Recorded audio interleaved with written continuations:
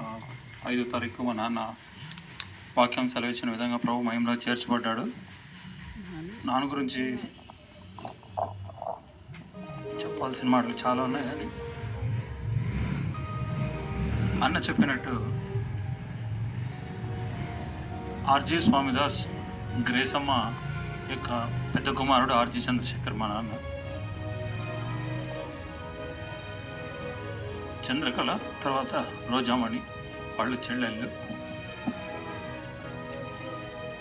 చిన్నప్పటి నుంచి కూడా సిఎస్ఐ చర్చికి వెళ్ళేవాళ్ళము.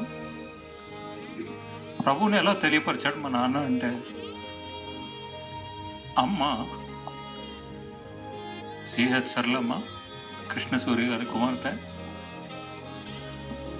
అమ్మ హిందువుల కుటుంబం నుంచి, బ్రాహ్మణుల నుంచి అమ్మ వచ్చింది. ప్రభువుని నమ్ముకున్నారు వాళ్ళు. నాన్న ఆర్జీ స్వామిదాస్ గ్రేసమ్మ వారి నుంచి ప్రభువుని తెలుసుకున్నాడు. మాకు చిన్నప్పటి నుంచి కూడా సిఎస్ఐ చర్చ్కు నాన్నమ్మ కానీ తాత కానీ పంపించేవాళ్ళు. అంటే ఎవరు సేవకులు కనపడినా కానీ లేక మందిరానికి చర్చ్కి వెళ్ళే వాళ్ళము. 79, 76, 77, 78, 79 ఆ సమయంలో 80 వరకు కూడా. సో కానుక లేకుండా పావుల ఖచ్చితంగా మా చేతిలో కానుక ఇచ్చి పంపించేవాళ్ళు. సో మొట్టమొదటిగా నాన్న ద్వారా నేను తెలుసుకున్నది అంటే, ప్రభు దగ్గరికి వెళ్ళాలి అంటే కానుక మనము హృదయం ద్వారా దేవునికి ఆరాధన అర్పించడం అనేది తర్వాత తెలిసింది. కానీ ఆ చిన్న దినాల్లోనే కానుక ప్రభు సన్నిధికి తీసుకొని వెళ్ళాలి అనేటువంటి ఒక ఆ మాటను తల్లిదండ్రుల నుంచి నేను నేర్చుకోగలిగినాను.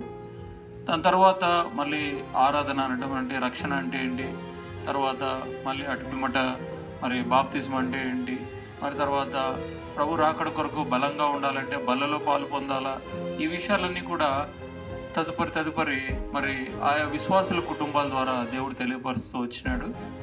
అయితే మరి బాగా మనము ఇక్కడ మరి జోహా షామాకు మరి ఎలాగూ రాబడ్డామంటే, ఉరవకొండలో మా అమ్మ నాన్న ఉద్యోగం చేసేటప్పుడు జీవరాజన్న అని ఉండేవారు అంకులు. వాళ్లకు 5 మంది పిల్లలు. వాళ్ళు మరి ఈ సంఘ ప్రార్థన అన్నది మొట్టమొదటిగా వారి కుటుంబం నుంచి నేను తెలుసుకున్నాను. మా అమ్మ అంటే నేను తెలుసుకోవడం కాదు, మా అమ్మ తెలుసుకొని మా అమ్మ ఎంతగానో ప్రార్థనాపూర్వకంగా మరి ఆ రీతిగా మరి వెళ్తూ వచ్చేది. మా అమ్మ ఎప్పుడూ చాలాసార్లు ఏడుస్తూ ప్రార్థన చేసేది. నాకు అర్థమయ్యేది కదా, అన్నీ ఉన్నాయి కదా, 3 పూట్ల తింటున్నాం, ఎందుకు ఏడుస్తుంది ఏమే అని. కాబట్టి నాకు అంటే ప్రభు రాకడికి సిద్ధపడాలా అంటే ఈ ప్రార్థన అన్నది చాలా అవసరం అనేటువంటిది నేను ఆ కుటుంబం ద్వారా తెలుసుకుంటూ వచ్చాను. మరి అట్లనే దాని తర్వాత వాక్యంలో బలపడుతూ వచ్చాము.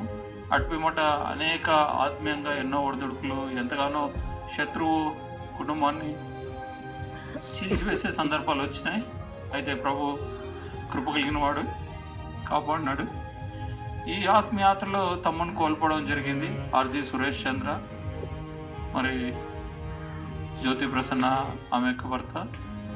అటు పిమ్మట వారి కుటుంబాన్ని కూడా ప్రభు ఎంతగానో తన ప్రణాళికను బట్టి అమ్మకు ఆదరణగా ఉండేలాగిన వారిని కూడా తెచ్చి ఇక్కడ నెలకొల్పాడు. మరి ఇక ఉద్యోగరీత్యా చాలా దూరంగా ఉండేవాడిని. అయితే మరి రామ్మోహన్ మరియు మరి నా చెల్లెలు వాళ్ళు ఇక్కడ నేను లేని లోటును మా అమ్మ నాన్నకు తోడుగా ఉండి వాళ్ళు ఎంతగానో వాళ్ళు అమ్మను నాన్న బలపరుస్తూ వచ్చారు.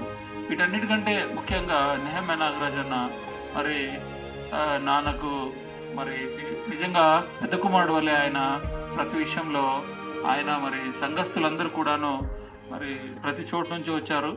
మీ అందరికీ నేను రుణస్తున్నా ప్రభు క్రీస్తు ప్రేమ ఎందు.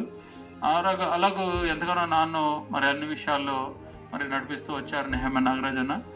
మరి అన్న ఇదివరకే మీ అందరికీ చెప్పినట్టుగా ఆ విషయాన్ని ఒకవేళ ఎవరైనా సేవకుడు ఇంటికి వస్తే మా నాన్న ఖచ్చితంగా తనకు అంటే ప్రభు మా ఇచ్చిన సామర్థ్యం కొలది ఆయన ఎవరిని కూడా ఉట్టి చేతులతో పంపించలేదు. తర్వాత అమ్మ కూడా కడుపుంటే వాళ్ళకి భోజనం పెట్టి, ఆ దినాల్లో అంటే మేము అంటే చాలా కష్టపరిస్థితి నుంచి వచ్చిన వాళ్ళం కాబట్టి ఒక పూట అన్నానికి కూడా చాలా కష్టంగా ఉండేది. ఇదే ఇంట్లో ఉండేవాళ్ళము. అయితే ఇది ఇల్లు ఇంకా అప్పుడు కట్టబడలేదు. సో ఎంతగానో ఇబ్బందులు ఉన్నప్పుడు కూడా ఎవరు వచ్చినా కానీ సరే దేవుని తరపున వాళ్ళు వస్తున్నారు, దేవుని రాయభారి అని గుర్తెరిగి అమ్మ నాన్న వాళ్ళను ఎంతగానో గౌరవించారు. అట్లు అది ఆ యొక్క ప్రభువును ఘనపరచడం అనే వాక్యాన్ని బట్టి నన్ను గణపరచు వారిని నేను గణపరుస్తానని ప్రభు ఇచ్చిన వాగ్దానాన్ని బట్టి నన్ను, నా చెల్లెలు కోమలని, తర్వాత నా తమ్ముడు సురేష్ని, చివరి తమ్ముడు బాబ్జీని, భరత్ చంద్రని మరి ఈ రీతిగా ప్రభు రక్షణలోకి నడిపించాడు. మరి ఈ అన్ని విషయాలను బట్టి ప్రభుకి ఎంతగానో వందనాలు చెల్లిస్తూ ఉంటున్నాను. అయితే గాడ్లీ పేరెంట్స్ నాకు ప్రభు ఇచ్చాడు. మరి ఎంతగానో ప్రభుకు వందనాలు. మరి మిగిలినటువంటి సమయాన్ని కూడా ప్రభు ఉత్సవ కార్యాన్ని దీవెనకరంగా చేయాలైనా ఈ రీతిగా మరి ప్రభుని తెలుసుకొనుకుంటే ప్రభుని తెలుసుకొని రక్షణలో నడిపింపడాలని కోరుచు మరి ముందున్న సమయాన్ని మరి అన్న చేతికి ఇస్తున్నాను. మీ అందరికీ కూడా ధన్యవాదాలు. మరి దయచేసి ఎవరైనా ఇంకా యేసుప్రభుని అంగీకరించడంలో ఆలస్యం ఉన్నట్లయితే, యేసుప్రభు నా పాపాల కొరకు చనిపోయి తిరిగి లేచినాడని మీరు విశ్వసించక ఉండకపోయినట్లయితే దయచేసి చెప్తున్నాను, ఇది మంచి అవకాశం. ప్రభుని స్వీకరించండి, రక్షకునిగా ఆయన్ను పొందండి. మీ అందరికీ వందనాలు చెల్లిస్తూ నెహెమ్యా అన్నకు అవకాశం ఇస్తున్నాను.